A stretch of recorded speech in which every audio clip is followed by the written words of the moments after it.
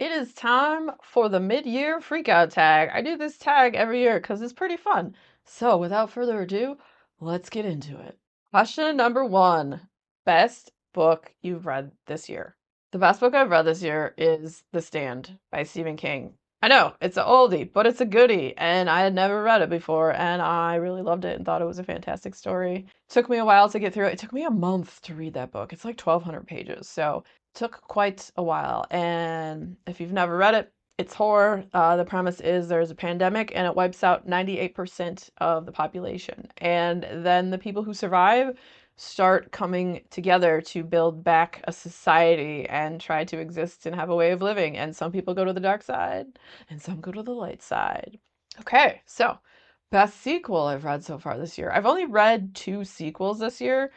And the best sequel I read was A Curse Carved in Bone by Danielle Jensen, and this is part of the Unfated series. It follows the character Freya, and she is the daughter of gods, and she has a drop of Hlin's blood and a drop of Hell's blood. So she has like the dark light thing going on inside her, and it's kind of a crazy story about warring kingdoms who want to control her because she has the power to unite the kingdoms, but as prophecy says, thousands will die, and so she doesn't want that to come to fruition. She wants things to go in a different direction. So can she change her fate? Because she is an unfated. Well, that remains to be seen. You have to read the duology, and I thought it was pretty great. I really enjoyed it. Now, a new release you haven't read but want to. The new release I want to read but I haven't yet is Never Flinch by Stephen King, because I kind of love Stephen King. And I have the book, it's here. I just haven't read it yet. I have 2 books in front of it, and then we're going to get into that one. There will be a standalone review coming for that, so keep an eye out. After that, we have most anticipated release for the second half of the year. Okay, if you've been around the channel, you may know that I am a Josh Malerman fan, and he has a nonfiction book coming out called Watching Evil Dead, Unearthing the Radiant Artist Within. And I'm pretty stoked to read this. I just got approved on NetGalley, so we're going to be reading that very soon. It comes out in September. I don't know the exact date, but I will say I'm a huge fan when authors write a nonfiction book. Like, one of the best books on writing that I've ever read is Stephen King's on writing book. You may notice a theme that I really like Stephen King in this video. I feel like I've already mentioned him 3 times. Okay, anyways, but yeah, horror. He's one of the masters. So, big fan also of like Anne Lamott's Bird by Bird. I thought that was a fantastic book on writing, and just I don't know, peek behind the curtain when you really enjoy an author's work, like getting to read their stuff. I am a fan. So, yeah, that's probably the book I'm most excited for right now. Okay, next up is biggest disappointment. My biggest disappointment was the book Elfie. So Elfie is from the Wicked family, and it's about Elphaba and her growing up as a kid and like how her story goes and what led her to be like the witch that she is. But my problem with it is it was third person narration. I felt so outside the story, and it was just like, I don't know, like someone telling you a really boring story, like the frog sat on the log, and then a cat came along and sat down next to the frog. The frog was afraid the cat would eat the frog, but the cat was like, I just need to rest my bones. I don't know, that's not how it went at all, but it never pulled me into it. I got to about page 50 and I stopped because I wasn't enjoying it. So that kind of bummed me out. Third person narration is hit or miss for me, so someone else may love it. I couldn't get into it. So I guess that was my biggest disappointment. I'm not saying that it's bad because it's not a bad book. It wasn't for me. Next up, we have biggest surprise. I think biggest surprise. A book that I just picked up on a whim. There is a book called The Spell Shop by Sarah Beth Durst, and it's just a cozy, rosy nosy fantasy.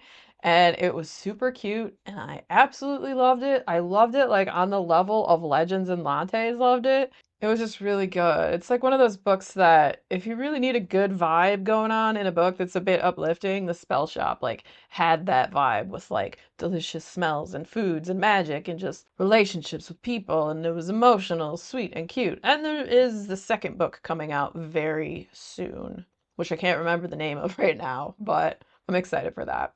So that was my biggest surprise. Okay, favorite new author, debut or new to you? This author's been around for quite a bit, and it is Nnedi Okorafor. I recently have read 2 of her books now. I read She Who Knows and then Death of the Author. Loved both. Absolutely fantastic. I love her writing. It pulls you right in. Really great. And I look forward to reading more of her stuff because absolutely love. All right, here's the question that I'm always like, ugh, dumb. Newest fictional crush. I never have one.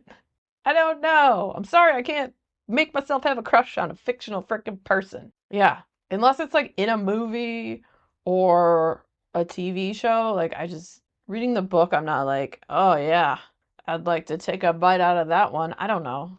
Is that weird? Yeah. Anyways, next question. New favorite character. Hmm.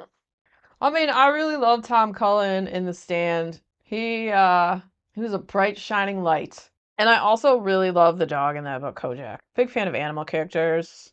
Yeah, when I read The Dark Tower, I was like, Oi is my favorite character ever. I love Oi. All right, next up we have book that made you cry. Well, back to The Stand. That book, there were definitely parts that made me cry in it. A lot happening in that book. Good, evil, emotions, sadness, death. Really good. I cannot recommend that King book enough. It might just be my favorite King book. I still have to, I say this all the time, I still have to like go and look at everything I've read of his and be like, for sure, but that one is up there. It's so freaking good. All right, book that made you happy. Book that made me happy, honestly, I think it was that Spell Shop book. It was so cute and rosy and nosy and sweet.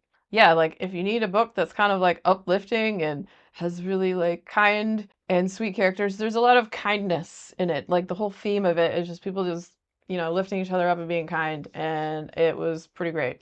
That one. That makes me happy. As happy as a book could make one, you know? All right, so most beautiful book that you've bought so far this year or received. Okay, so I haven't really bought many books this year. So the most beautiful book I've bought or received is, well, I guess it would have to be this one. None of the books I got are beautiful, okay? None of them. They're all like Stephen King books or they're secondhand and none of them are really that cool. This is like the most pristine looking one I have. So I went and looked at everything I picked up and I was like, I don't have a single one that is insanely beautiful. So guess it is it. Like I said, lots of Stephen King happening in this video. And then what books do you need to read by the end of the year? I have a handful. I need to read The Red Knot by Monique Asher. That is one that I am reviewing that was sent to me as a review copy. I need to read and finish the two Witcher books I have because I want to. Those are just ones that I wanted to read the Witcher series and continue on with that. So those. And then also watching Evil Dead by Josh Malerman. Definitely need to read that by the end of the year. And I think that is pretty much all that's like my set in stone that I want to finish by the end of the year.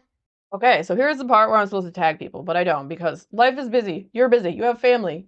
I don't know what's going on in your life. You want to go on vacation in the summer, so I don't like to tag people. However, if you enjoy this tag and think you might like to do it, consider yourself tagged. And if you enjoyed hanging out today, hit that subscribe button, come back see me again, and we'll talk about more bookish things and weird stuff.